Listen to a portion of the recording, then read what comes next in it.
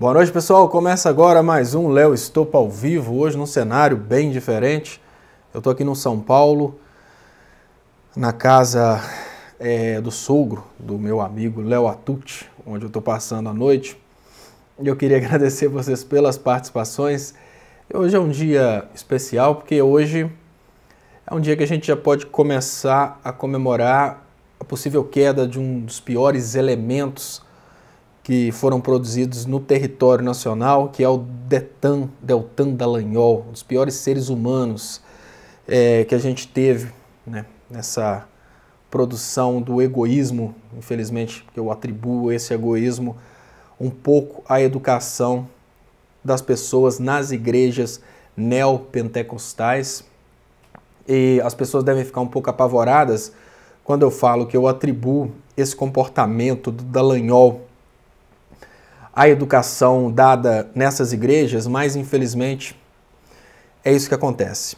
Essas igrejas, que eu não considero igrejas cristãs, elas treinam as pessoas das famílias mais ricas pertencentes a essa igreja. Primeiro problema dessas igrejas neopentecostais, eles incentivam o egoísmo acima de tudo. Então a gente já teve essa experiência do Dallagnol deixando bem claro que nada importava, o que importavam eram as palestras. Essas igrejas neopentecostais ensinam as pessoas a fazerem o que for preciso para ganharem dinheiro, o dinheiro acima de tudo. E essas igrejas ensinam as pessoas que amor ao próximo é uma coisa que é problema de Jesus. Você não precisa ter amor ao próximo, você precisa pagar o dízimo. Infelizmente, esse tipo de postura acabou criando pessoas como o Deltan Dallagnol. É claro que essas igrejas não ensinam isso para todo mundo, elas ensinam isso principalmente para as pessoas que estão aí nas igrejas, mas são originárias das famílias mais ricas que frequentam aquela igreja. É uma escola de doutrinação de futuros donos, de futuros empresários, é uma escola de egoísmo. Isso me assusta porque deveria ser o contrário, né? E eu queria agradecer as participações aqui. Eu criei uma forma de altíssima tecnologia aqui para colocar o comentário. Obrigado, Lucy Reis, manda uma boa noite, de Goiânia. Obrigado, Cláudio Oliveira da Rocha. Obrigado, Forma Total. Obrigado, Flávia de Caruaru. Então, muito obrigado também, Angelski Lounge. Tá difícil de ler hoje, porque tem aqui o monitor que está muito pequenininho, mas deixa eu trazer para o lado de cá, começar agradecendo aqui os primeiros, né? Rita Nascimento, Vinícius, né? E deixa eu agradecer o primeiro superchat da noite, que é de Mariângela Ozzi. Léo, você viu que deu 100 mil no Bom Dia hoje? Sim, os programas eles estão realmente, os programas estão bombando, isso é muito bom. Mas pessoal, olha, hoje nós precisamos admitir, isso é muito importante, nós precisamos admitir que a situação muda bastante. Bom, apesar de que, desculpa, eu achei que eu tinha desligado o som para eu fungar aqui por causa da minha alergia, mas depois que eu fui perceber que eu não desliguei. Apesar, pessoal, de que nós precisamos concordar que a atual conjuntura começa a mudar, nós precisamos levar em conta o fato de que nada está mudando por causa dos crimes. Veja bem, essa história da Operação Lava Jato, os vazamentos da Operação Lava Jato, quando eles começaram, eles já deixaram bem claro o envolvimento do Sérgio Moro, do Dallagnol e de alguns procuradores nesses crimes que agora estão ficando cada vez mais cabeludos. A pergunta básica que eu faço nesse momento é muito simples. O que fez esses procuradores e o Moro, o que eles fizeram para não serem investigados desde o início das investigações da Vaza Jato? Eu pergunto isso porque, vejam bem, se tivesse qualquer intenção do Ministério Público ou do Poder Judiciário no sentido de realmente chegar à verdade, eles teriam pedido a Polícia Federal para investigar os aparelhos do Sérgio Moro, os aparelhos do Deltan Dallagnol logo naquela época. Por que que eles não fizeram isso? Eles não fizeram isso porque eles tinham medo de fazer aquilo que o próprio Sérgio Moro fez sem querer. Eles não queriam investigar o Dallagnol e o Sérgio Moro. Eles queriam blindar o Dallagnol e o Sérgio Moro. Eu falo do próprio Ministério Público como instituição e falo do Poder Judiciário como instituição. Naquele primeiro momento, eles imaginavam que era possível esconder o que viria por acontecer. Talvez eles acreditavam na possibilidade de chantagear o Glenn, talvez eles acreditavam que o Glenn não teria mais material, que teria só uma quantidade reduzida de material. Seja lá o que for, pessoal, a grande realidade é que o Ministério Público e o Poder Judiciário, logo no início da Vaza Jato, eles agiram no sentido de proteger Sérgio Moro e Dallagnol. A gente teve um evento muito estranho, que, primeiro, ninguém fez questão de pedir o celular, os aparelhos, para uma vistoria, para uma inspeção. Como se não bastasse isso, o Conselho Nacional do Ministério Público nem quis aceitar a denúncia, obviamente porque se ele aceitasse a denúncia, ele teria que pedir os aparelhos. E aí a gente teve aquela viagem muito estranha do Sérgio Moro, aí o Sérgio Moro vai para os Estados Unidos, tem muitas pessoas que acreditam que ele foi para lá articular e foi para lá de uma forma ou de outra limpar o telefone. Quando a gente fala limpar o telefone, é talvez transferir dentro do telefone celular. Tem uma coisa que é o chip e-mail. Esse chip e-mail ele carrega a identidade do telefone. Que todos os operadores, todos os procuradores da Lava Jato envolvidos e talvez até mesmo o Sérgio Moro podem ter feito é substituir todo o aparelho. Eles conseguiriam substituir a memória do aparelho onde poderiam ficar vestígios, porque eles morrem de medo de que esses vestígios fiquem. Isso é uma das formas, e obviamente a mais segura, de blindar-se da possibilidade das perícias nos telefones. A outra forma é uma técnica que chama zero fio. Essa técnica de zero fio consiste em escrever em cima de toda a memória do telefone alguma coisa, como por exemplo o zero, porque a memória ela é sempre marcada de 0 e 1, por isso que a gente fala números binários. O zero fio consiste em escrever o zero em todas as posições de memória para não sobrar a possibilidade de recuperação de dados. Então eles tiveram tempo para usarem quaisquer técnicas para esconder a verdade. Só que logo na sequência a gente teve uma estupidez do Sérgio Moro, uma estupidez porque ele achou que ia ser o herói que prendeu o hacker e, na verdade, o que aconteceu foi que o Sérgio Moro produziu as provas da Vaza Jato. Até então, os ministros do STF podiam dizer que tudo era invenção do Glenn, só que agora eles não podem mais. A gente tem aqui, STF proíbe que Moro destrua provas da Vaza Jato. Então, ou seja, as provas serão mantidas. Então, o Moro não vai conseguir fazer uma coisa muito estranha, coisas estranhas que eu gostaria que o eleitor do Bolsonaro me explicasse. E eu queria agradecer mais uma vez aqui a Mariângela Ozzi. Mariângela, eu queria agradecer também, eu vi sua mensagem, não consegui responder, mas a Mariângela, ela mandou uma mensagem muito carinhosa, oferecendo um quartinho para mim, para eu ficar aqui em São Paulo. Eu queria agradecer de coração, eu não agradeci escrito, que eu queria agradecer ao vivo, muito carinho mesmo. Acabou que eu fiquei por aqui, porque aqui é perto do estúdio, aqui na Vila Mariana. Eu estou na casa da sogra do Léo, do sogro do Léo, porque ele está morando aí na Granja Viana com o Léo, mas eu agradeço muito. Eu estou pertinho aqui do estúdio, no centro, assim, perto da região Vila Mariana de São Paulo. Deixa eu agradecer aqui então. Então, pessoal, vejam bem, o que acontece. O Moro não conseguiu destruir as provas e agora existem provas contra o próprio Sérgio Moro, provas contra o Dallagnol. Essas provas estão aí disponíveis para quem quiser ver. E deixa eu trazer para vocês um ponto interessante, O STF deve julgar suspeição de Moro no caso Lula dia 14.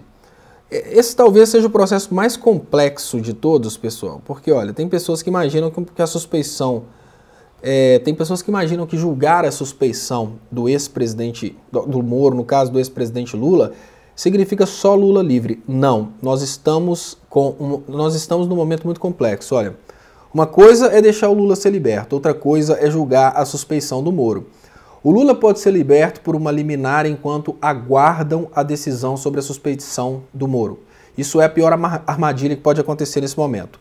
Em contrapartida, se o Lula for liberto por causa da suspeição do Moro, obviamente o próprio STF disse de uma forma muito direta, eu nem vou falar que é de uma forma indireta, se o Moro for considerado suspeito no caso do Lula, o próprio STF deixou bem claro que sim, as eleições foram fraudadas. Então o STF tem esse obstáculo. Só que agora a gente consegue perceber o seguinte, né, deixa eu ver se eu acho aqui nas matérias que eu selecionei, né? E tem aqui um comentário do Renan a respeito do que foi descoberto nos últimos momentos, né? O Dallagnol, ele agia de uma forma direta para promover a chantagem dos membros do STF, para promover a chantagem de membros do Poder Judiciário. O que eu estou querendo dizer é que nesse momento abre-se uma oportunidade para que a gente tenha um quebra-pau institucional. Esse quebra-pau institucional é a última coisa que a gente gostaria de ter numa sociedade civilizada, num país que estivesse realmente produzindo riquezas, num país que estivesse realmente indo bem. Só que essa não é a realidade do Brasil. Infelizmente, o Brasil vive hoje um golpe de Estado e esse golpe é um golpe institucional.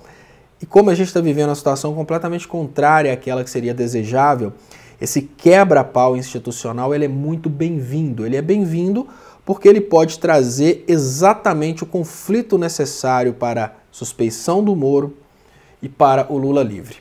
Vejam bem, que interessante, né? Nós temos agora evidências de que o Dallagnol pilotava para controlar o Poder Judiciário. Controlar através de chantagens, por exemplo, o determinado ministro do STF vai julgar alguma coisa a respeito do ex-presidente Lula. O que eles fazem? Chega ao Ministério Público, pega um delator e fala com aquele delator. Agora você vai falar que fulano está no meio da corrupção. O delator fala aquilo, o ministro do STF aparece na delação, aí automaticamente, imediatamente, aquele ministro do STF começa a obedecer o Dallagnol. Então essa foi a forma que o Dallagnol usou para controlar o Poder Judiciário. Obviamente o Poder Judiciário, não pelo povo, nem pelo ex-presidente Lula e nem pela justiça, mas por uma pura questão de autossobrevivência e de manter o status de poder, porque vejam bem, como o Ministério Público começou a chantagear o Poder Judiciário, nós podemos dizer que o Ministério Público ele atingiu um status de poder ainda maior do que o do Poder Judiciário. Ele passou a controlar todas as funções do poder. Então a gente imaginava que era o Ministério Público que estava com o tal do protagonismo judiciário, e não é bem assim não. O protagonismo foi do Ministério Público, né? A gente imaginava que era o Poder Judiciário, mas é do Ministério Público esse protagonismo. Agora, esse quebra-pau institucional entre Ministério Público e Poder Judiciário, ele cria uma situação interessante. Igual eu disse, não é pelo povo, não é pela justiça, mas agora pode ser que os ministros do Supremo julguem contra o Dallagnol exatamente por causa dessas posturas do Dallagnol. Lembrando que o Dallagnol influenciou, inclusive, para prejudicar o ministro do STJ na possível indicação para o STF. O que o Dallagnol fez? O Dallagnol mentiu e falou que aquele ministro do STJ tinha sido citado numa delação. Ou seja, virou para o Temer e falou, aquele ministro é corrupto. Aí qual que foi o resultado? Alexandre de Moraes no STF. Muito obrigado, Márcia Lucena, que manda um superchat, que fala, #Lula é preso político. Muito obrigado. E deixa eu liberar alguns comentários aqui, né? Então, muito obrigado, pessoal. Deixa eu só organizar aqui para não me perder de novo.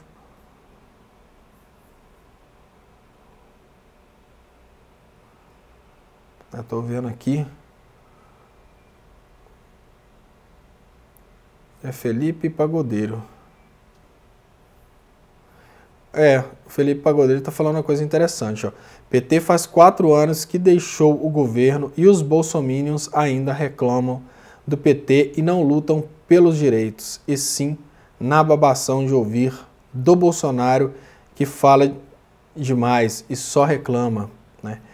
Nós teremos realmente, infelizmente, nós precisamos admitir que é isso que a gente vai ter nos próximos tempos no Brasil, né? A gente vai ter um povo completamente alienado, grudado num presidente que só reclama, que não apresenta soluções e que só fica achando alguém para colocar a culpa, sem contar que a gente já teve esse presidente, inclusive, já falou que não, é vocês empresários aí que vão dizer o que fazer, né? Tipo assim, o presidente não sabe o que fazer, ele está perguntando aos empresários.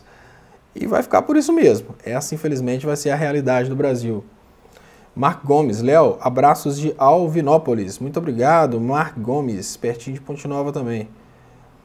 O Turbo, Cláudio Luiz, você acha isso mesmo? Legal, agora vá lamber seus namorados milicianos, pois aqui ninguém gosta de você. Então, o Turbo xingou o Cláudio Luiz, que deve ser um... Ah, meu Deus, Cláudio Luiz, que menino, oh, que menino perfeito na imitação, olha. Agora, Cláudio Luiz, ele falou aqui, Luladrão, oh, que ofensivo, ele consegue falar Luladrão. Cláudio Luiz, agora o desafio, né? Você já conseguiu imitar o MBL, agora eu vou te desafiar, você vai imitar a Gretchen. Railda Ferreira, boa noite, Beth Piva, Dallagnol chantageou e aliciou visando tirar vantagens pessoais, pecuniárias e abusar de seu poder à frente da Lava Jato, né? O Dallagnol, gente, se teve uma pessoa que fez, assim, que cometeu de uma forma perfeita o crime de corrupção, de uma forma perfeita foram Moro e Dallagnol. Essa coisa de negociarem o trabalho do Poder Judiciário e do Ministério Público a partir de palestras, isso é uma coisa que, sem dúvidas, né, até machucou a sociedade brasileira. E deixa eu agradecer aqui o superchat que chegou, de Neuza Vieira. Muito obrigado, Neuza, pelo superchat. E, bom, então vamos lá. Falar um pouquinho mais. Renan vai direto ao ponto. Deltan chantageou o STF para atingir Lula.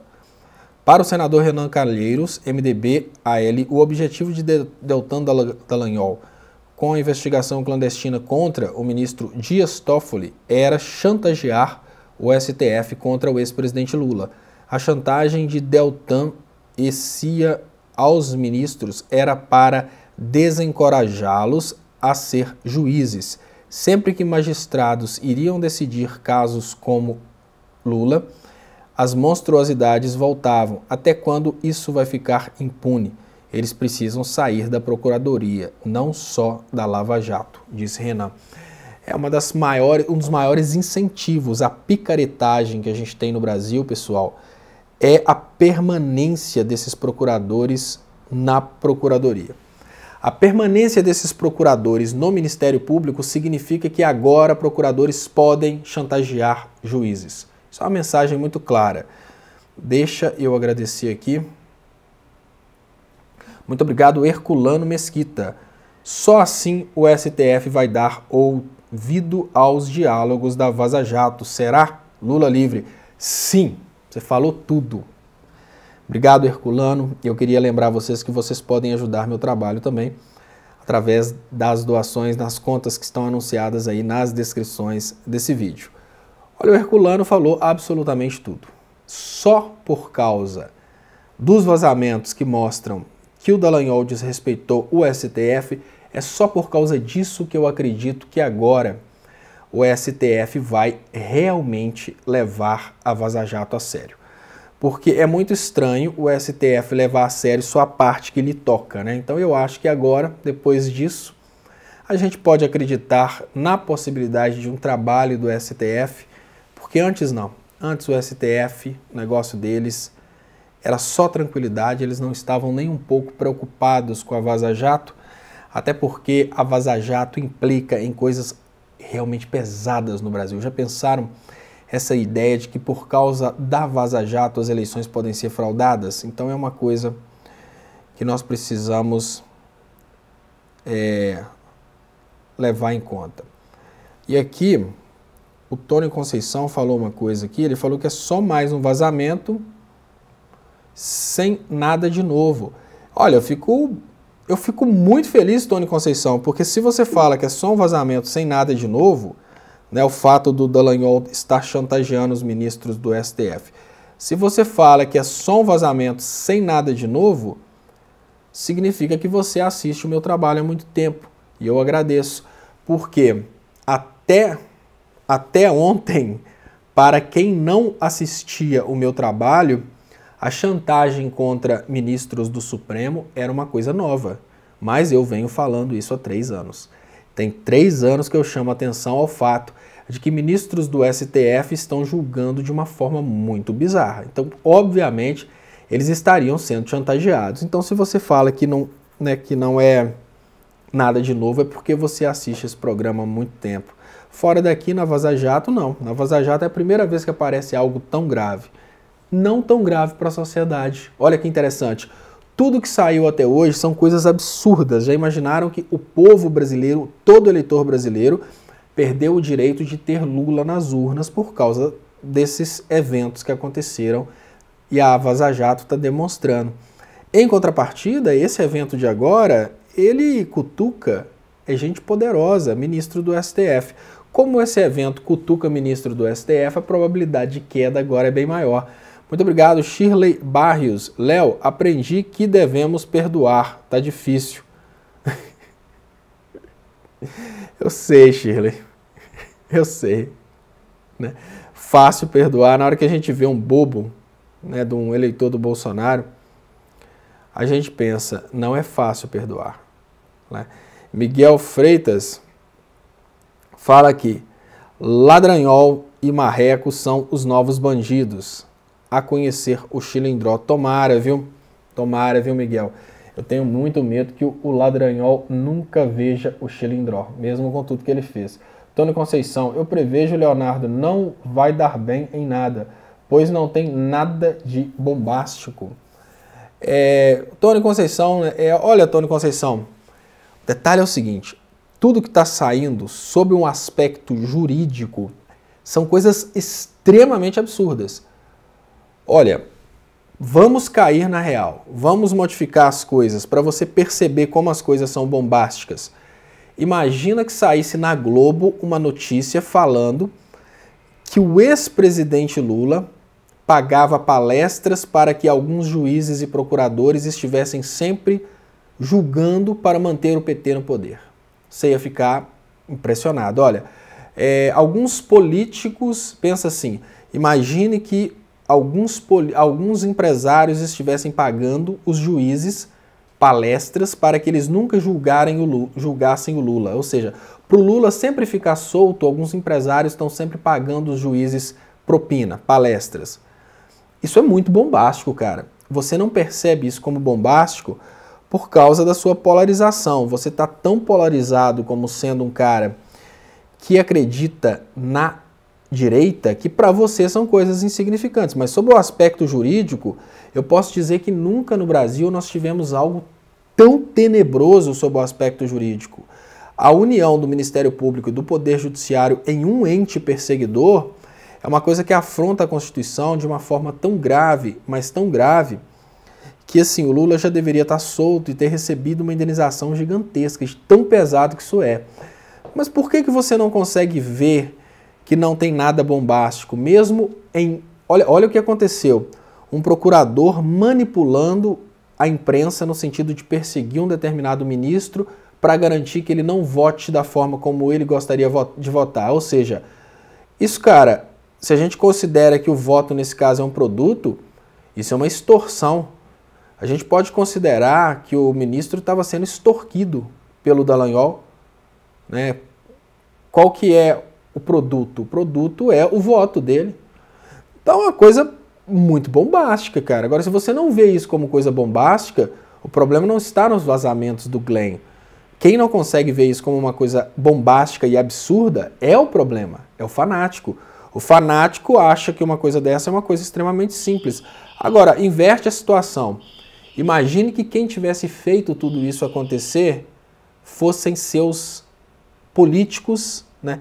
Quem tivesse feito tudo isso acontecer fosse o Lula e os seus políticos, né? O Bolsonaro fosse a vítima. Imagine que você ficasse sabendo que o Lula estava pagando palestras para que determinados procuradores e determinados ministros prendessem o Bolsonaro para ele não ser candidato.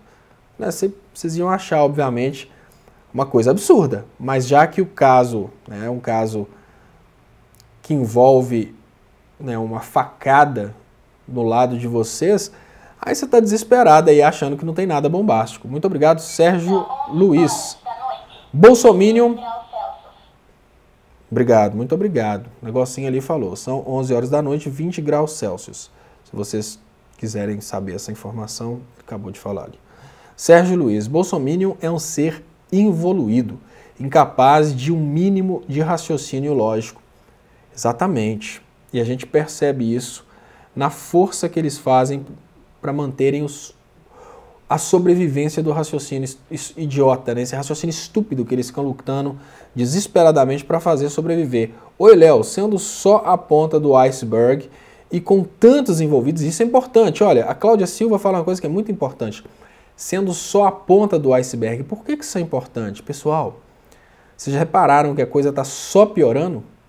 Ou seja, as pessoas imaginavam que os mais bombásticos já tinham vindo e que agora o Intercept ia trazer material menos relevante. Não, o cara trouxe um material com potencial de derrubar os procuradores da Lava Jato. Então, ou seja, as coisas estão só piorando. Então, sendo só a ponta do iceberg e com tantos envolvidos podendo cair, fico curiosa. Quem ou o que vai sobrar? Algo terá que se manter. O quê? Aí entra uma coisa interessantíssima, tá, Cláudia?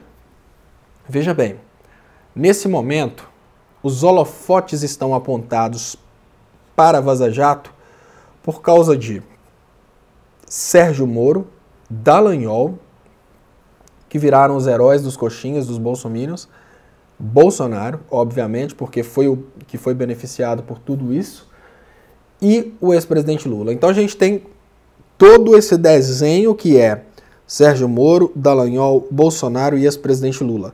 Enquanto o eixo do crime está solto, o ex-presidente Lula está preso pelo eixo do crime. Aí você pergunta, algo terá que se manter. E é esse algo que quer se manter que pode trabalhar agora em ritmo acelerado para derrubar o problema. Qual que é o problema? A prisão do Lula, a liberdade do Moro, do Dallagnol, né? Não necessariamente a liberdade, porque prender esses caras implica aí na possibilidade de delações perigosíssimas. Então vamos imaginar que o que eles podem fazer nesse momento é, olha, deixa o Moro cair, deixa o Dallagnol cair, vamos libertar o Lula e vamos diminuir os holofotes. Ah, é porque eles acham que o Lula merece ser liberto? Não. Esse pessoal é rico, esse pessoal não gosta de nenhum representante pobre, mas é para tirar os holofotes. Qual vai ser Olha, a melhor forma de acabar com o Glenn, de destruir essa reportagem do Glenn, é acabar com o problema que ele está solucionando. Qual que é o problema que ele está solucionando? Prisão do Lula, Sérgio Moro como ministro, Dallagnol aparecendo como herói. Tudo isso são coisas que estão começando a espirrar em gente poderosa, pessoal. O que eu quero dizer para vocês é que a Vaza Jato não é mais um problema só do Sérgio Moro e Dallagnol, não. A Vaza Jato já começa a implicar em ministros do STF, a Vaza Jato já começa a implicar aí, espirrar aí em banqueiros. Então, agora a coisa que eles precisam fazer é tirar os holofotes da Vaza Jato. Qual que é a melhor forma de fazer isso? Fora Moro, fora Dallagnol, fora Bolsonaro. Deixa eu agradecer a Elizabeth aqui. Muito obrigado, Elizabeth Oliveira. Boa noite, Léo. Para criar e educar a Luísa, Ponte Nova é perfeito.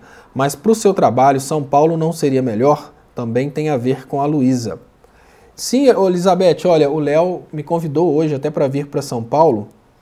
Né, e não é uma coisa que está fora de cogitação, não. Só existem muitas dificuldades para vir para São Paulo, porque, né, assim, lá em Ponte Nova a situação é bem diferente, né? Na Ponte Nova eu estou perto da minha família, né?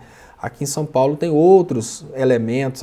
Claro, o custo de vida em São Paulo é bem mais alto, mas lógico que para a minha carreira e até mesmo para a Luísa, São Paulo seria sim muito melhor. Só que uma escola de uma criança em São Paulo, custa 10 vezes mais do que em Ponte Nova. E eu sou, obviamente, vou contar para vocês baixinho aqui, eu sou o menor salário do 247. O Léo tá aqui hoje, não pode escutar isso não. Eu sou o menor salário do 247, então para mim as coisas são mais difíceis. Muito obrigado, Elizabeth Oliveira. Deixa eu ler aqui também o Fujão. Cadê o superchat Fujão? Deixa eu ver o superchat Fujão aqui. Leninha Santana. Muito obrigado, Leninha Santana. Léo, desejo boa saúde para você e Paulo Pimenta. Lula livre.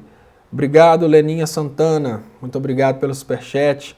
Boa saúde para todos nós que estamos aqui nessa luta pelo Brasil soberano, e uma boa saúde também para os eleitores do Bolsonaro que nos acompanham, porque o que a gente precisa fazer não é desejá-los má saúde, mas desejá-los boa saúde mental. Assim a gente recupera os meninos para o bem. Então deixa eu agradecer mais uma vez aqui o Sérgio Luiz. Bolsominion é um ser. Sérgio Luiz aqui do lado de cá, ele fala: Bolsominion é um ser involuído, incapaz de um mínimo de raciocínio lógico. Obrigado. Sérgio Luiz, não, Sérgio Luz. Não, é Sérgio Luiz mesmo. Hoje eu estou meio delirando, pessoal. Ontem, abrindo um parêntese aqui bem rápido, ontem eu, para conseguir, eu nem consegui fazer o programa ontem, não consegui avisar, porque foi o seguinte: para eu conseguir vir para São Paulo, eu tive que fazer uma parte elétrica gigantesca lá da reforma, para deixar para o pessoal dar sequência. A parte elétrica é eu que faço, não tem eletricista lá. Então eu comecei às 6 horas da manhã, parei às 6 horas da tarde, fui direto para ir pegar o ônibus.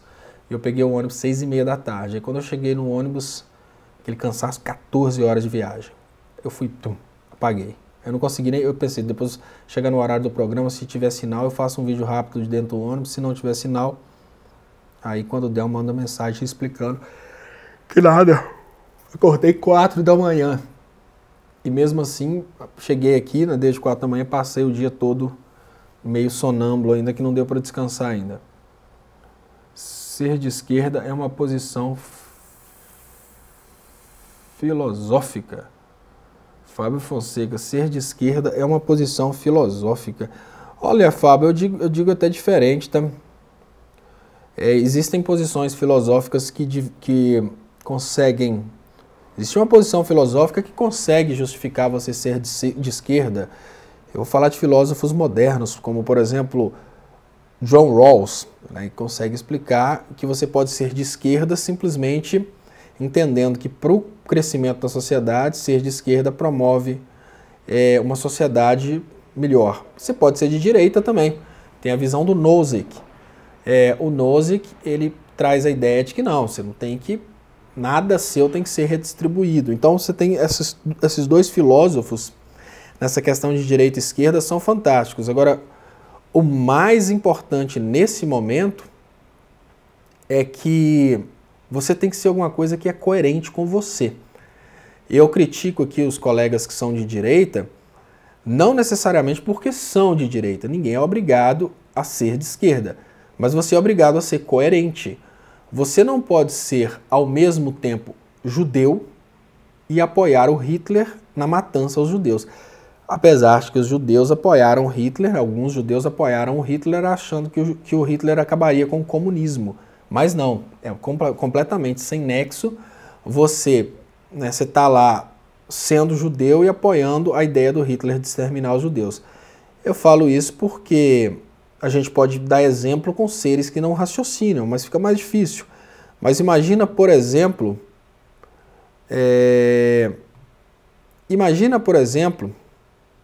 você ser um boi totalmente a favor do consumo do baby beef, das carnes bovinas. Você ser um porco a favor da morte dos porcos para o consumo. Claro que tem formas de defender. É incoerente, mas tem.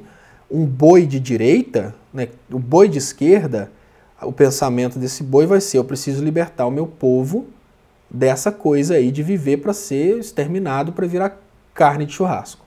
O boi de esquerda. Como que diria um boi de direita? Ou até um porco de direita? Ou um frango de direita? Olha, nós precisamos agradecer o nosso dono que vai nos matar com 90 dias de vida. Porque se não fosse o nosso dono de ser um grande empreendedor, a gente não teria tido sequer a oportunidade de viver. Então, se existissem nos animais os porcos de direita e os porcos de esquerda, o porco de esquerda tentaria liberar todos os porcos do chiqueiro para tentarem conseguir um lugar na selva para viverem na liberdade, longe da possibilidade de serem exterminados. Já os porcos de direita, eles iam justificar da seguinte forma: olha, vamos concordar que o nosso dono é um grande empresário, um grande empreendedor que reuniu nós como fatores aqui de produção, trouxe comida para a gente todo esse tempo, nos deu um chiqueiro para morar, não podemos trair o nosso dono, a gente tem que ficar aqui, morrer com 90 dias de vida, porque nós somos porcos e a gente tem que morrer e ele é o dono. Então a diferença de direita e esquerda é essa, é questão de coerência. Então quando eu falo, o Fábio Fonseca, eu falo que não faz sentido uma pessoa pobre ser de direita, não é por questões filosóficas apenas, é por questões de posicionamento social. O cara não é um banqueiro, ele está fazendo uma espécie de defesa de medidas que só vão beneficiar os banqueiros, porque ele acha que no futuro ele vai ficar rico, que é isso que aconteceu no Brasil, né? A técnica do Aécio de iludir as pessoas falando que você pode, tudo que você conseguiu foi o seu mérito. Deixa eu agradecer aqui. Muito obrigado, Recaval Marduk. Léo, a lama tá no queixo, mas o povo continua anestesiado. Deixa eu colocar aqui para aparecer. Toda vez que eu coloco para aparecer uma coisa, some a outra. Vai voltar. Isso. Deixa eu ver agora se vai dar certo aqui. Passa para cá, passa para cá. Agora foi. Léo, a lama tá no queixo, mas o povo continua anestesiado. Tá tudo bem, o povo acha que vale tudo para destruir o PT. E o povo, olha, sabe uma coisa, Recaval? Esse povo tem que parar de pensar que é possível destruir o PT, que não é possível destruir o PT. O PT não são os políticos. Olha, se você quiser entender o que é o PT, pensa o seguinte: o PT são pessoas ao redor do mundo inteiro que se identificam com a causa dos trabalhadores. Então isso envolve milhões, centenas de milhões de pessoas ao redor do mundo inteiro. Né? Podemos dizer que no mundo inteiro bilhões de pessoas que se sentem representadas pela causa trabalhista, pela causa dos mais humildes. Dentre essas pessoas, algumas acabam indo para partidos políticos, como no Brasil, o Partido dos Trabalhadores. Tentar imaginar que o PT são os políticos do Partido dos Trabalhadores é minimizar demais a conta. O PT é gigante, porque o PT são as pessoas que são filiadas ou não filiadas, que são simpatizantes. Dali surgem os políticos. Então, essa coisa de imaginar a possibilidade de acabar o PT, não. A falta de integração pode fazer perder as eleições. Mas acabar é muita bobeira quando os caras acham que vão destruir o PT. Cláudia Silva. Léo, lembro que faz quase um ano dissemos numa live sua que a liberdade do Lula seria a salvação deles, pois está acontecendo, exato. Boa. Obrigado, Cláudia Silva. Deixa eu ver aqui, na hora que eu fui ler, o Fujão fugiu, que é o Silvânio Silva. Léo, você se lembra no período de eleições que você fez a comparação de um azulejista? Sim, eu faço essas comparações às vezes. A comparação do azulejista fala sobre aquela ideia do cara que, quando o camarada está procurando um político e no lugar dele olhar aquilo que o político fez, a qualidade do político, ele está tentando procurar assuntos que são irrelevantes, do tipo qual a cor da camisa do cara. Infelizmente temos muito isso. Muito obrigado, Terezinha de Benedetto. Oi, Léo, fica em Sampa, oportunidades de trabalho irão ficar bem melhores. Os encontros do 247 ficam mais ricos com você. Convença sua família que isso será o melhor. Pode assustar. Eu também saí de minha terra natal e sinto-me realizada em BH. Muito obrigado, Terezinha de Benedetto. Muito obrigado. Pessoal, muito obrigado pelo carinho, muito obrigado pelas dicas. Eu queria lembrar vocês que se quiserem ajudar meu trabalho, tem também as contas bancárias que estão anunciadas aí nas descrições desse vídeo. O Léo me chamou para ficar aqui para ficar em São Paulo, e ele vai ficar até feliz de saber que tantas pessoas apoiaram a ideia. Muito obrigado, Margot Negro. Muito obrigado pelo carinho, pela participação aqui na live de hoje. Muito obrigado pelo superchat, muito importante para o crescimento e sobrevivência dos canais. Essa questão de São Paulo, pessoal, é assim, lógico, hoje somos 3, né? Porque eu, a Jennifer e a Luísa. Eu vou conversar com a Jennifer, sim. O Léo quer que, de repente, eu participe até de mais programas. Eu vim exatamente para isso, né? Para ver se eu consigo convencer o Léo. Léo, desacelera um pouquinho, só até a Gisele chegar, Léo. Deixa eu fazer alguns programas com o pessoal aí. E você vai descansando, passa alguma coisa para eu fazer. Mas hoje o Léo deu uma desacelerada, foi muito bom. A pressão caiu de 22 para 14, né? Então, o Léo já está bem melhor. Cristina Goldwill, SP. Vem aqui para São Paulo, Léo. Hoje eu estou aqui, Cristina. Estamos avaliando a possibilidade de voltar para cá, né? E aqui tem, olha, o pessoal está querendo me colocar também na política, ó. Tic-tac sincera, Léo presidente 2022. E o Felipe Amorim, se o Léo não vier como deputado federal em 2022, eu vou votar no MBL como protesto. Não, Felipe, aí não pode fazer uma coisa dessa. Uma coisa dessa também já chega a ser demais, né? E o MBL o MBL da meia culpa. Mas, gente, muito obrigado pelo carinho de vocês. Muito obrigado mesmo. Fico muito feliz de saber que vocês têm esse carinho enorme. E a Helena Gomes das Chagas. Fica em Ponte Nova. Tem um Fica em Ponte Nova aqui. A Railda Ferreira. Léo, vem para Salvador. Olha, Salvador, aí já a conversa começa a mudar, né? Porque Salvador com a praia assim do lado. Em falar em Salvador, né, em falar nessas regiões que foram realmente respeitadas pelo ex-presidente Lula, eu queria que vocês avaliassem o que está fazendo o presidente Jair Bolsonaro. E é uma das coisas que eu acho que são uma das coisas mais covardes que uma pessoa pode fazer contra um povo, né? Bolsonaro corta a água da transposição e Lula reage. É desumano. Obra planejada e executada nos governos Lula e Dilma, a transposição das águas do Rio São Francisco, não está atendendo a população de Monteiro, por decisão de Jair Bolsonaro. É o que denuncia o ex-presidente Lula. A obra pronta desde 2017 e Bolsonaro simplesmente interrompe o fluxo d'água para o sertão. É incompreensível e desumano. E silêncio na imprensa. Vocês já pararam para pensar que o mais covarde de tudo é o silêncio da imprensa? Pessoal, o Bolsonaro está tomando atitudes, todas elas atitudes voltadas ao beneficiamento de grandes conglomerações financeiras. O Bolsonaro complicou o acordo entre Brasil e Paraguai de energia, que é um acordo que, durante toda a sua existência, só beneficiou o Brasil. Beneficiou quem? Você.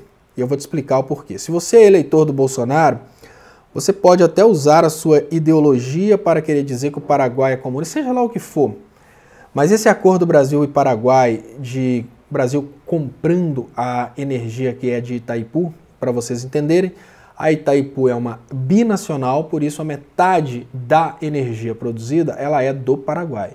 Como a metade da energia produzida ela é do Paraguai, o Paraguai tem a soberania de vender para o Brasil ou simplesmente deixar as turbinas fechadas e não produzir absolutamente nada. É o que seria um grande desperdício. Mas o Paraguai vende para o Brasil e o Paraguai entrega essa energia para o Brasil a um preço muito interessante, que é o preço da energia produzida por água. Por que o Bolsonaro faz coisas como complicar o acordo entre Brasil e Paraguai no quesito energia elétrica? Pessoal, provavelmente o Bolsonaro sofreu uma pressão. Vocês lembram, né? Vou conectar para vocês assim, de uma forma que vocês vão conseguir entender de uma forma perfeita o que o Bolsonaro está fazendo. Vocês lembram que durante a construção da usina de Belo Monte, alguns atores protestavam contra a construção da usina, colocavam fotos do índiozinho. Vocês lembram que depois esses atores vieram apoiando o Aécio Neves? Pois é, que acontece é o seguinte, uma usina hidrelétrica, ela é um obstáculo para os donos de usinas termoelétricas. Os donos de usinas termoelétricas são empresários que querem vender energia para o Brasil. As usinas hidrelétricas evitam que esses empresários vendam energia. Porque a energia termoelétrica é muito cara, ela só é comprada pelo governo no momento que falta. E a melhor forma de fazer faltar energia para que o governo tenha que comprar energia na mão dessas geradoras térmicas é boicotar o nascimento de novas hidrelétricas, como é o caso de Belo Monte, ou então pegar a maior hidrelétrica que a gente tem e simplesmente desativar a metade dela por falta de um acordo. Então, essas atitudes do Bolsonaro são atitudes pensadas. A intenção dessas atitudes é privilegiar grupos financeiros que são donos das termoelétricas. E aí a gente pensa, o que o Bolsonaro está fazendo com essa coisa de ir aos poucos desativando a transposição do Rio? Obviamente ele vai começar a colocar os filtros de Israel nessas regiões. Não sei nem se tem viabilidade para o filtro de Israel, né, se tem a água salobra, por exemplo, disponível para ser dessalinizada nessa região aí, mas não consigo ver outro motivo senão essa vontade de colocar realmente os filtros de Israel.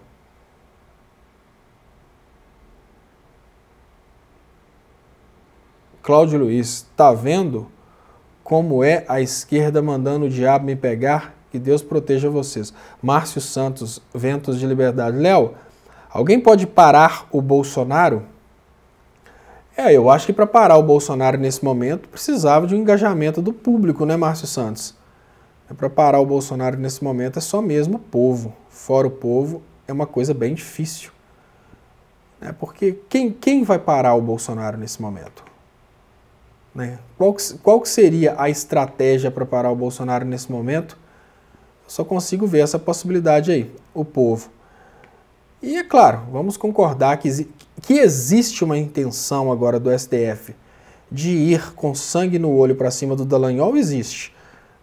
Nesse momento agora, principalmente que teve um ministro do STJ que foi prejudicado também, então, ou seja, tem grandes figurões nesse momento com sangue no olho para pararem o Dallagnol. E isso acaba espirrando no Sérgio Moro. A queda do Sérgio Moro, ela implica, obviamente, numa queda de popularidade, uma queda gigantesca de popularidade do Bolsonaro. Eu acredito que o Sérgio Moro, caindo o Sérgio Moro, o Bolsonaro vai junto. Eu acredito, mas são coisas que, obviamente, eles estão sempre se reinventando, né? Léo, o que será de nós?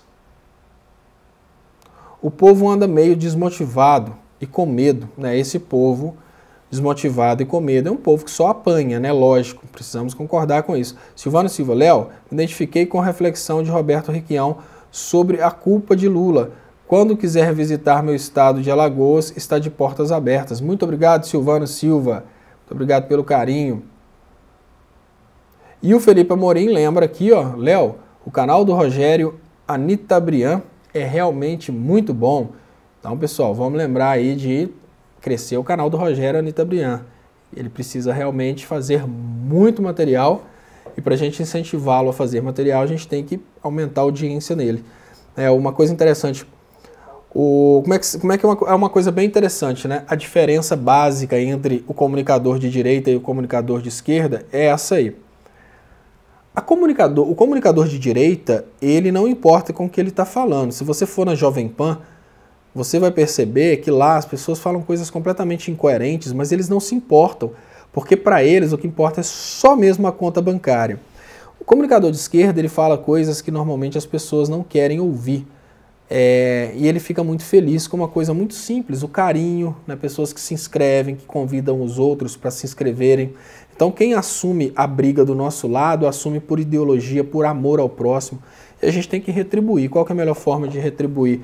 Dá um pulinho lá no canal do Rogério Anitta Brian, se inscrevendo no canal dele, porque ele está fazendo um trabalho realmente importante, né, para defender a esquerda.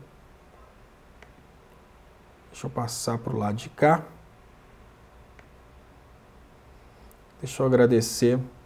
José Benedito da Silva Silva. Boa noite, Léo. Você prestou atenção nas falas do Celso de Mello, hoje no plenário do STF? Se não dá uma olhada, é gravíssimo a denúncia. Eu acho que está até aqui essa... Deixa eu ver se eu pego essa parte aqui. Mas sim, olha, nós tivemos manifestações de, assim, de todos os lados. Nós tivemos manifestações de todos os lados falando exatamente isso. E é por isso que eu imagino que agora o bicho vai pegar, pessoal. Eu acho que agora vai ser bem difícil, mas bem difícil mesmo, para o Dallagnol continuar sendo acobertado. Porque agora, a coisa básica é o seguinte, tem um racha, tem uma briga muito grande agora, crescendo cada vez mais. E essa briga, ela começa a colocar, a expor pessoas importantes, banqueiros, ministros do STF. Eles querem estancar a sangria. É tentando estancar a sangria que eles tentaram esconder, por exemplo, o caso do Moro, o caso do Dallagnol. É tentando estancar a sangria que eles não deixaram que os telefones fossem, que eles não exigiram que os telefones fossem periciados. Então, digamos que a tentativa de estancar a sangria agora pode mudar de rumo. No lugar de tentar encobertar o Dallagnol, que está cagado de arara, o que eles podem fazer nesse momento é rifar o Dallagnol. Eu acho que vai ser, sem sombra de dúvidas, o primeiro passo para conseguir resolver esse grande problema nosso. Porque a queda do Moro, a queda do Dallagnol, automaticamente ela já tira um bocado da força do fascismo, né? Deixa eu ver aqui os comentários. Muito obrigado, pessoal, pelos comentários. Dallagnol cometeu o crime de extorsão, artigo 158 do Código Penal Brasileiro. Dallagnol e Moro na cadeia já. Tem uma rachadinha entre eles. Felipe Amorim, Léo, eu acho que o Cabo Daciolo assiste o Léo Stoppa, fazem a mesma crítica ao entreguismo. Olha, eu não sei, viu, Felipe, uma coisa eu te falo. Se tem uma coisa que eu fiquei feliz, eu conto isso,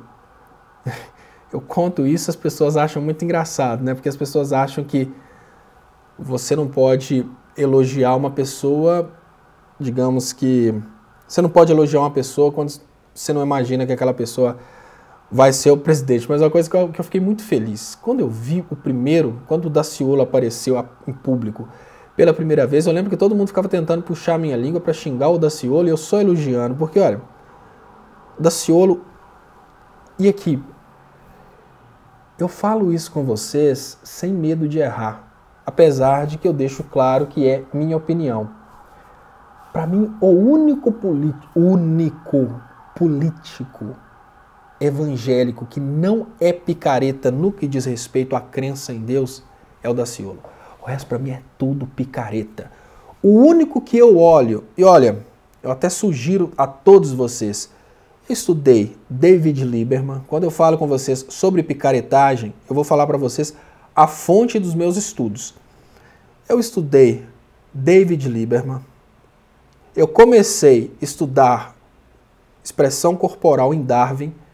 Estudei expressão corporal introdutória em um livro que todos vocês podem ler, que ela praticamente te dá uma introdução para você se interessar pelo resto, que é o Corpo Fala, mas dali eu passei para Paul Elkman, estudei técnica de detecção de mentira em palavras em David Lieberman, estudei muita coisa relacionada a técnicas de detecção de mentira. Quando eu estudava técnica de detecção de mentira, eu ficava tentando entender o que fazia o Aécio do Aécio mentiroso fantástico, aí eu conhecer as teorias da psicopatia, as pessoas que conseguem transmitir verdade no que falam, porque elas também acreditam na mentira que estão falando.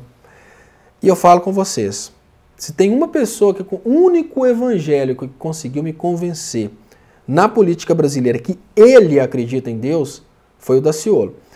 Então eu nunca consegui falar mal do Daciolo, sabe por quê? Porque eu acredito naquele cara, eu acredito no Daciolo. Eu não acredito na possibilidade do Daciolo ser eleito. Não acredito nessa possibilidade porque o Brasil ele é um país que não vai dar maioria de votos para o Daciolo. Mas eu acredito no Daciolo. Eu parabenizo o Daciolo pela coragem dele de ter falado das sociedades secretas. Isso é uma coisa que é praticamente impossível você ver na política. Quem tentou falar isso morreu. Eu parabenizo o Daciolo por ter criticado a extorsão feita pelo sistema financeiro. Enfim, aquele cara ali é talvez o que hoje, assim, resguardadas as proporções, obviamente, nós estamos falando de um lado de um cientista, de outro lado de uma pessoa que se fundamenta mais na religião do que na ciência, mas em termos de coragem e vontade de transmitir para o povo as verdades sobre o que controla o mundo, eu acho que nós temos ali a única coisa que nós tivemos no Congresso a se aproximar do Enéas, que é a coragem de querer transmitir para a população os verdadeiros problemas do ser humano, os verdadeiros problemas da humanidade. E o Augusto Mendes manda o aleluia, irmão, e não é aleluia, irmão, é glória a Deus, glória a Deus, glória a Deus. Então falo com vocês, nesse momento. Se tem uma pessoa que glória a Deus, glória a Deus. Se tem uma pessoa que irmão, glória a Deus de novo, glória a Deus. Acredito que realmente acredito em Deus, e digo isso falando glória a Deus, é o Daciolo. Se tem uma pessoa que eu acredito que realmente tinha boas intenções com o povo brasileiro, ele podia estar falando aquilo que poderia não dar certo por causa da falta de conhecimento dele, mas aquela boa intenção da ética kantiana, que realmente queria fazer o bem ali sem ter nenhuma intenção cruzada, como, por exemplo, o Bolsonaro, intenção de entreguismo e sede de poder, né? O Alckmin, obviamente, intenção de enriquecimento e prosperidade para 20 gerações, né? O Amoedo, controlar o Estado segundo seus bancos. Sem essas intenções, para mim, era o Daciolo. Então, por isso que eu gosto dele, não falo mal dele.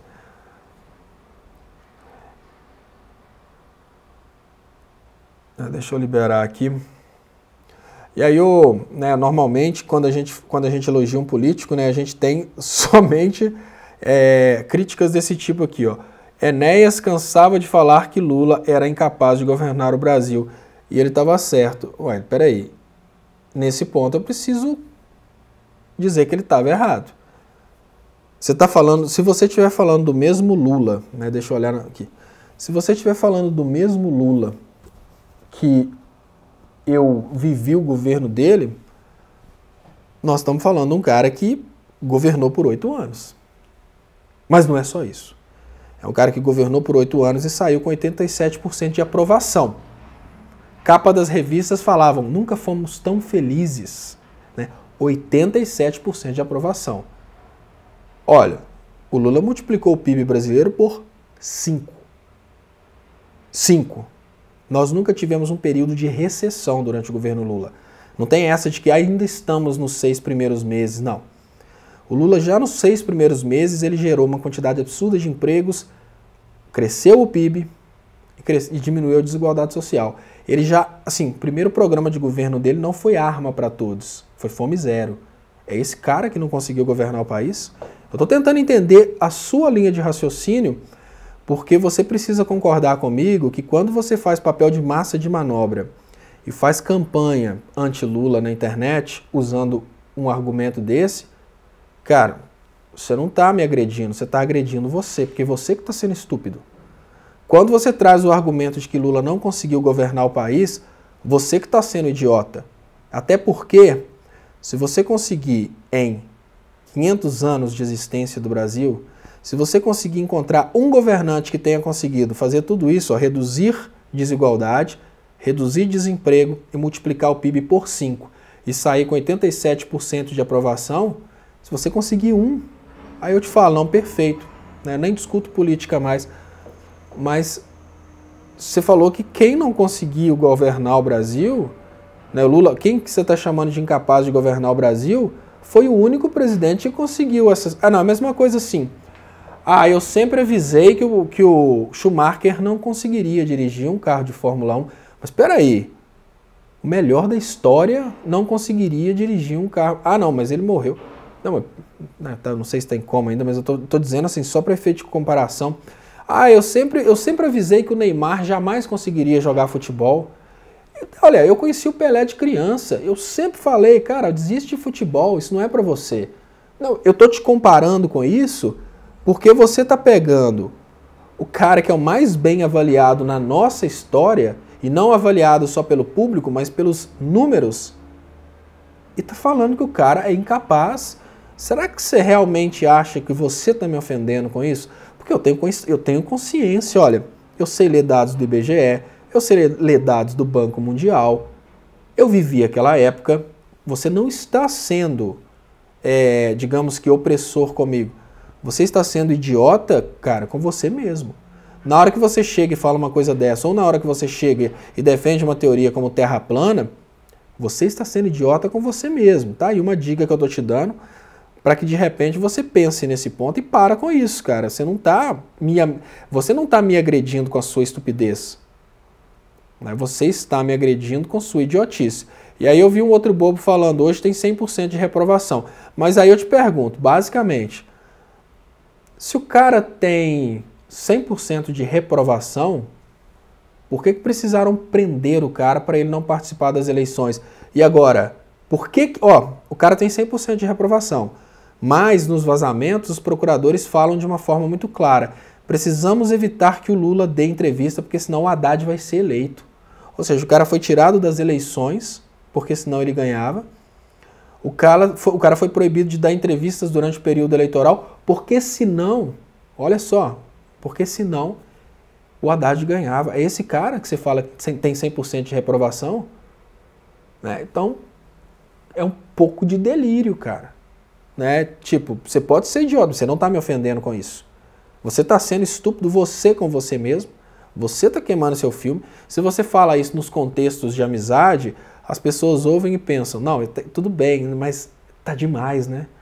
Tipo, é a mesma coisa de, assim, o apoio de Bolsonaro, o apoio que vocês estão dando para Bolsonaro, eu vou fazer uma comparação, porque como vocês não conseguem fazer uma associação que... Deixa eu ler aqui o superchat, que aí eu falo. Cláudio Alves, Estopa, qual a sua opinião sobre impeachment ou calma? E aqui o Paulo Silva, Léo, a indústria de energia domina o mundo e até derruba um governo para manter o seu monopólio, como foi com a Dilma. Exatamente. Muito obrigado, Paulo Silva.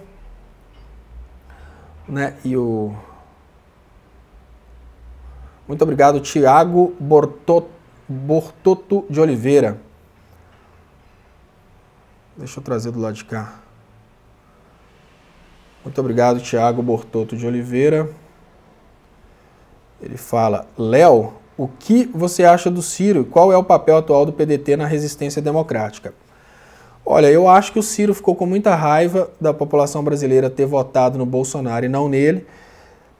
E eu entendi que o papel do PDT na resistência democrática não é um papel de resistência. O que eu entendi, e me desculpem, o que eu entendi é que o Ciro e o PDT estão colhendo os frutos da eleição do Bolsonaro, que é o Bolsonaro se destruindo, né? O Bolsonaro que está aos poucos mostrando como que ele é incompetente e à medida que o Bolsonaro vai mostrando como que ele é incompetente, o Bolsonaro mostra também como o Ciro estava certo.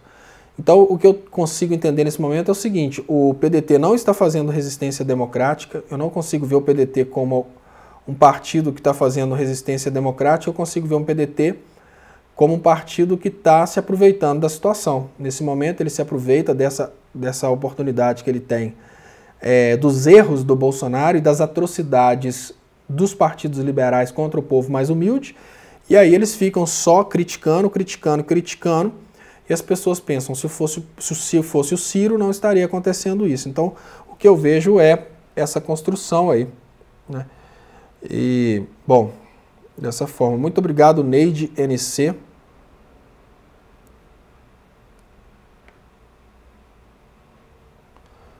Deixa eu trazer aqui. Muito obrigado, Neide NC, pelo superchat, que é muito importante pro crescimento dos canais.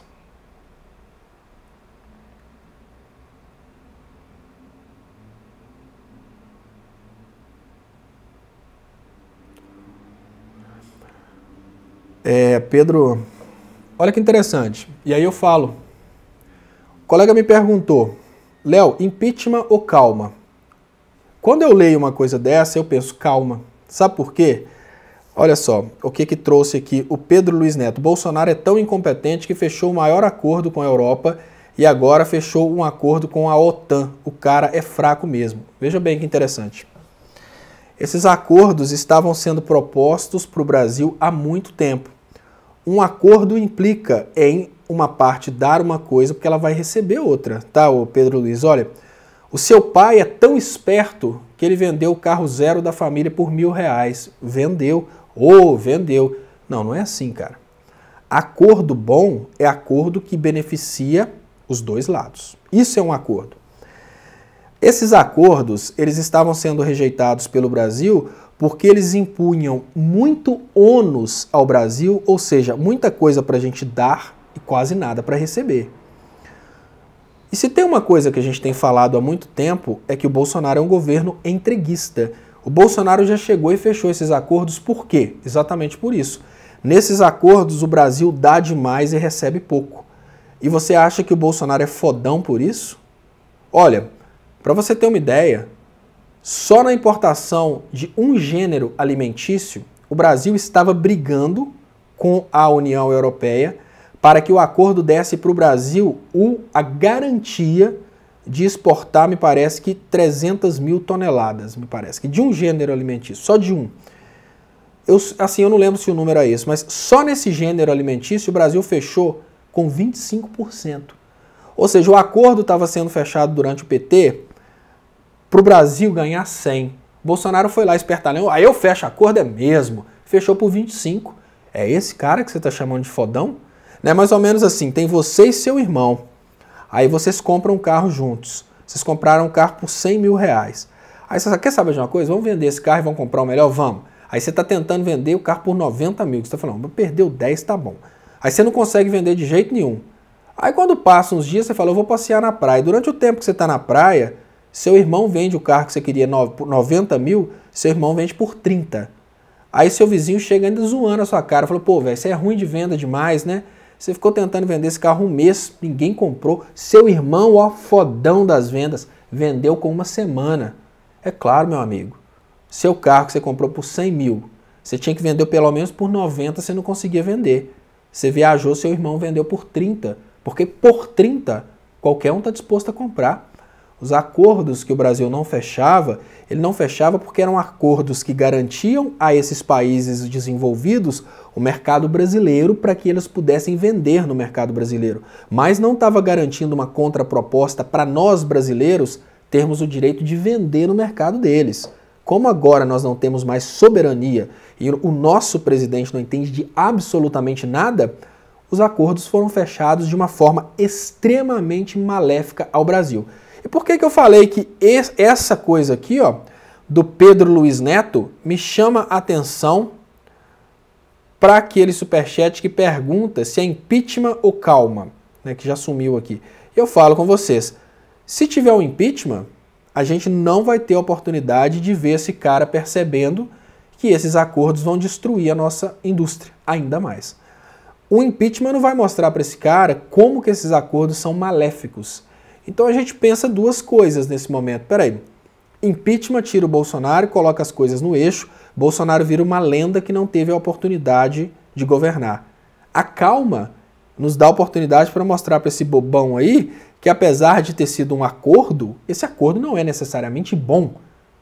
Mas em contrapartida, se não tiver impeachment, se a gente tiver calma, para que um bobo consiga ver, né, para que os bobos consigam ver que o Bolsonaro está destruindo tudo, esse tudo que está sendo destruído é nosso também. Então é o maior dilema que tem.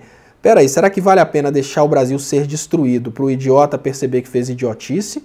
Ou será que é melhor recuperar o Brasil, tirar o Brasil do Bolsonaro para que o Brasil não seja destruído, mas dessa forma o idiota será privilegiado e nunca saberá que fez coisa errada? É uma das perguntas mais difíceis que tem. Eu estou, ainda que seja bem pouquinho, eu estou do lado de que é melhor tirar o Bolsonaro agora. Porque o dano a longo prazo vai, obviamente, impactar nos mais humildes, que não tem culpa disso. Mas quando eu penso idiotices como esse cara aqui, ó. Aqui, vou trazer mais uma para vocês. A esquerda sabe se o Brasil decolar, eles vão estar sepultados de vez.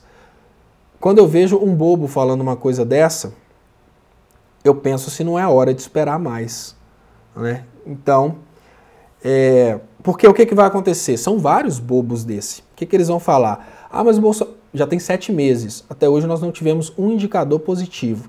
Queda no PIB, né, trocas de empregos bem pagos por empregos mal pagos. O Bolsonaro distorce, geração de empregos.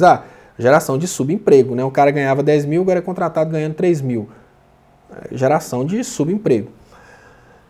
Mas aí eu penso, será quantos Pedros Luiz Netos, se o Bolsonaro cair, será quantos bobos desses que vão voltar falando que o Bolsonaro só não conseguiu porque não ficou mais? Né? Então, é difícil, porque será que a gente vai ter que esperar 8 anos de Bolsonaro para essas pessoas serem educadas? Né? Talvez a queda do Bolsonaro tire de nós a oportunidade de vermos esses caras educados. Mas da mesma forma, olha só, e o Felipe Amorim traz aqui uma notícia que é uma notícia até engraçada. Léo, pasme, tem canais de terra plana abandonando o Bolsonaro. Né? Maria do Socorro. Léo, vai decolar como uma galinha. Maria do Socorro, quem tem decolado como uma galinha assim é a Bolsa. A Bolsa dá aquela decolada, Bolsonaro comemora e a Bolsa dá uma desdecolada, né? Tá super nervosa, vai para lá e volta para cá. Isso porque ninguém sabe o que nos espera depois. E Felipe Amorim fala, Léo, pasme, tem canais de terra plana abandonando o Bolsonaro. Olha, se os terraplanistas estão abandonando o Bolsonaro, imagina quem fez o primário. Se os terraplanistas estão abandonando o Bolsonaro, olha, a coisa está difícil. Porque nós já descemos aí para um nível bem baixo. Ou seja, Bolsonaro está perdendo mesmo o apoio. Abaixo do terraplanista, em termos de nível intelectual, só tem o que estudou até 4ª série, e abaixo do cara que estudou até 4ª série é só o fanático evangélico. Então, depois que os terraplanistas abandonarem, a gente tem que trabalhar para que aqueles que completaram até a 4ª série e são bolsonaristas abandonem. Vai ser mais difícil, porque explicar economia, política para esse pessoal vai ser mais difícil. E depois vão ficar só os fanáticos, esses aí, porque eles nem sabem quem que é Bolsonaro, só falam bem do Bolsonaro, porque o pastor falou. Esses aí vai ser mais difícil, mas não é impossível também não. Deixa eu agradecer do lado de cá, Maiara Sberce. Para mim, se o Bozo sair agora, em 22, outro maluco como ele ganha. Né? E tá aqui, ó, esse é um ponto, ó. Vejam bem. Porque o fascismo como ilusão, ele só é derrotado pelo fracasso do fascismo. Esse é um ponto que a gente precisa levar em conta. Tem vários bobos que estão deixando o bolsonarismo, mas o fascismo continua de pé. Então, para mim, se o Bozo sair agora, em 22, outro maluco como ele ganha, talvez até o Moro. Melhor ele ficar, não temos opção.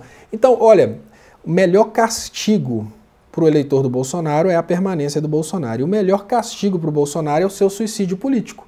Porque ele não vai ter nenhuma escapatória. Se o Bolsonaro sair antes, ele, não, mas o sistema corrupto me tirou, não deixaram eu governar, né? Ele vai falar isso. Agora, se ele fica até o final do seu mandato e é aniquilado nas urnas, e obviamente ele já está na história como o pior presidente do Brasil de todos os tempos, né? E todo entreguismo, tudo que ele fez de ruim vai repercutir para o resto da vida. Igual, por exemplo, a entrega da Vale do Rio Doce, agora que a Vale do Rio Doce começa a matar pessoas assim constantemente, ela é uma assombração sobre o Fernando Henrique.